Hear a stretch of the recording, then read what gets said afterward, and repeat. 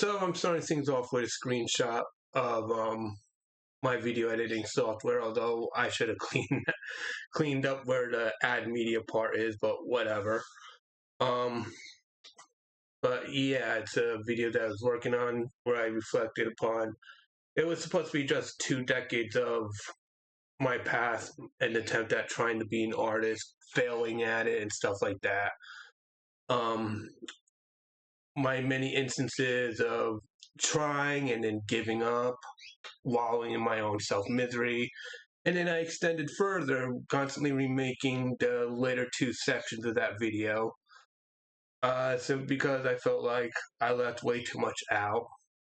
And so talked about like things like personal childhood traumas and stuff like that. And how, in a sense,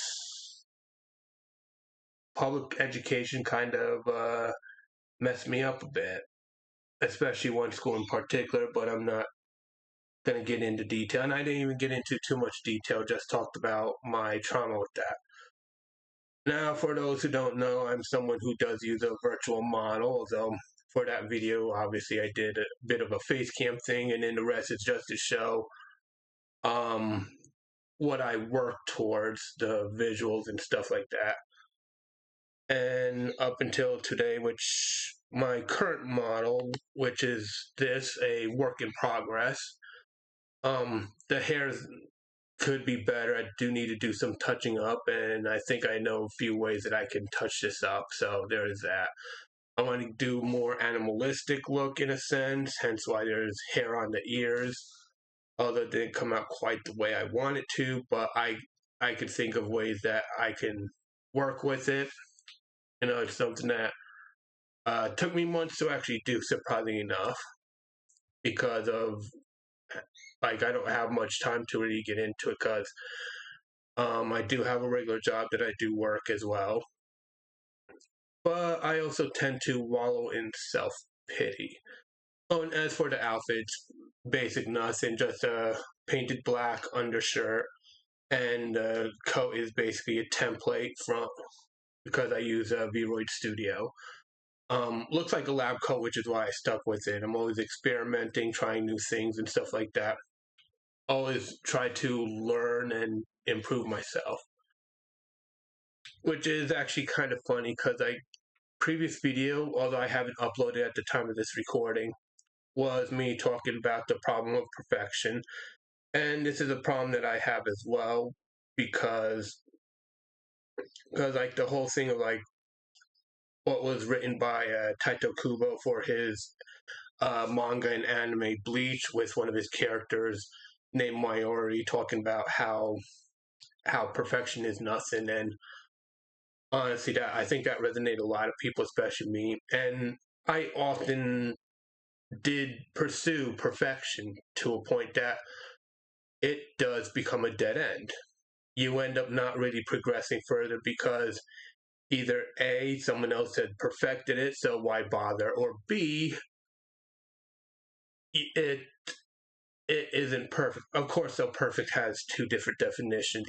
English is flawed like that as a language. Perfection can mean completeness, and perfection can also mean flawless.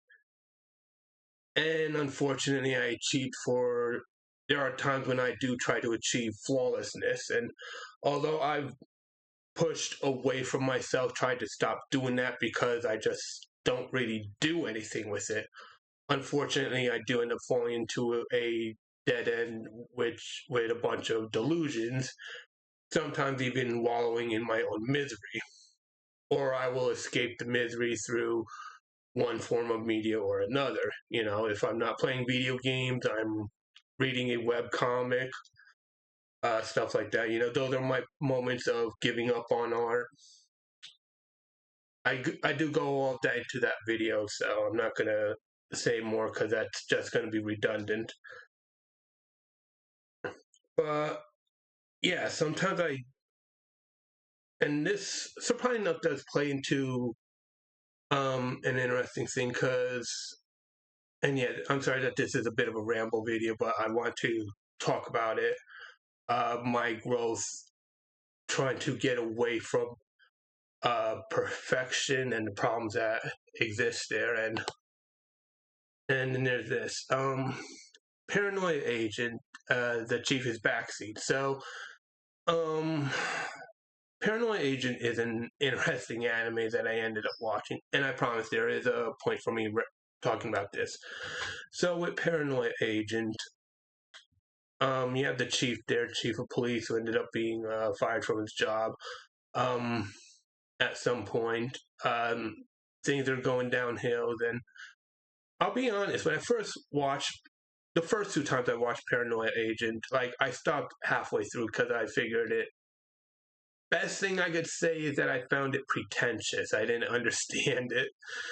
Didn't understand how people viewed it as that uh, anime creators' magnum opus. How it's like this best thing, but until at some point during my older years, while I'm in the middle of reflecting upon myself, trying to understand why I am like this, because I do tend to be cynical and nihilistic, the whole thing of why bother, which goes into the whole perfectionist thing, thanks to the nonsense with the school system. Always trying to achieve perfection so I could prove that I am worth something. And surprisingly enough, while I was in the middle of reflection, Paranoid Agent was on, and I figured, you know what?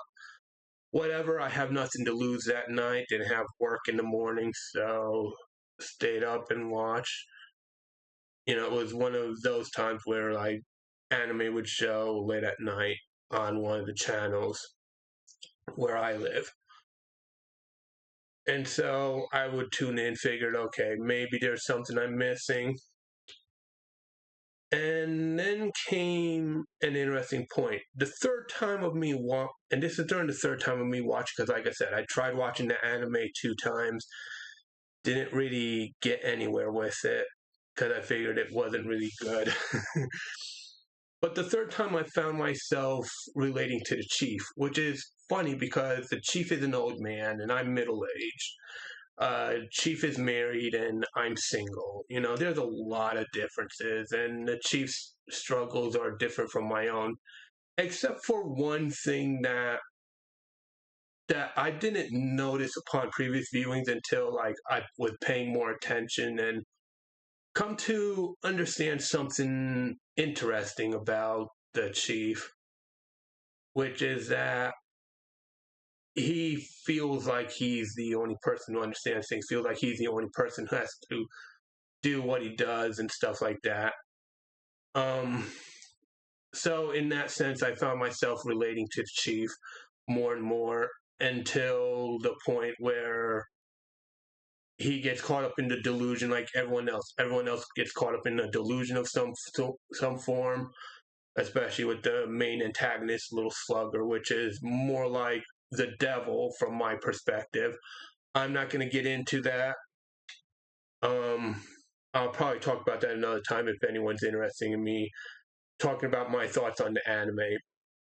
But that scene in particular where the chief breaks out of his delusion, his wife, sorry if this is a spoiler, but his wife passes away and her spirit tells him to like basically talks to him, and this is after his wife's spirit talks to him, and he breaks through his delusion. He accepts that this is not a world made for him anymore. This is not his world, but he's going to go on living anyways. And, he's not just going to stay in the delusion. And that was something that I had to do myself, get over myself and break down the barriers that my nihilism and my cynicism had created, sort of my own tear down the wall sort of thing, or like that scene in uh, Who Framed Roger Rabbit where Eddie Valiant, I think the name of the detective is, instead of taking another swig of his alcohol, he throws it into the air and takes a practice shot to destroy the alcohol, as a symbolism of him getting over his barrier. For me, though, there is nothing to break. for me. Because while I do remove the barrier, there's still some personal phantoms, I would say, phantoms from the past that rears its ugly head every so often. Sometimes thanks to the playing of a certain Celine Dion song that the radio likes to play again. Not going to get into why, though those who know me personally knows exactly why. But yeah, there is that phantom that lingers overhead that makes me think I should still stay in my lane. Don't do this whole virtual thing. And even me thinking about starting a new channel that's going to be dedicated to it. No face cam or anything like that. Just 100% pure VTuber. But it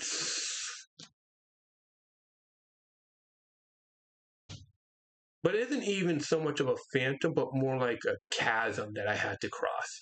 The wall is down. The barriers are down. The barriers of nihilism, the barrier of cynicism, that's down. No, nihilism is the barrier. I broke down that barrier. But now I gotta cross the chasm. And the phantom is cynicism, yeah. Nihilism is the barrier. The phantom that haunts me is what composes my cynicism. And yeah, sometimes I still hear it in my head over and over, Why do this stuff, Gotta have that fire under my ass and other bullshit like that.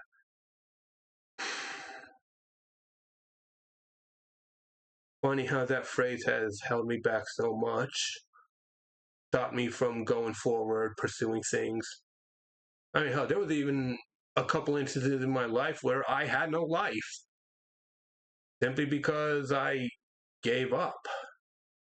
I mean, multiple times I gave up. But yeah, just like the chief, just like the detective, I broke through that barrier, but now I have a chasm to cross. And I'm not gonna lie, I'm honestly nervous, kind of scared. Don't know what the future's gonna hold, especially since like half my life's basically gone now. I would assume, being 42. But I do have to start with the perfection.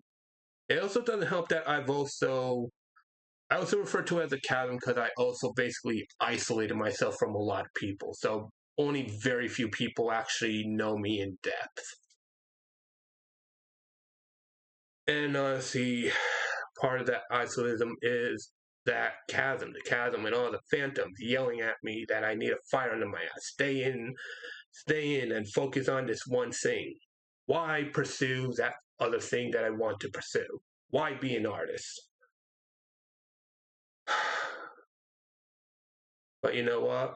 There's that part of me, a little inner creative spark, that wants to push forward, wants to do things. Rather than satisfying the needs of others, actually satisfy myself. Yeah. Sorry if this is going to be heavy, and once I upload that video, that's going to be heavy too. But until then, until I get up the courage to upload that video and finally cross that chasm with all those phantoms, I am Neko AB, and I thank you for watching.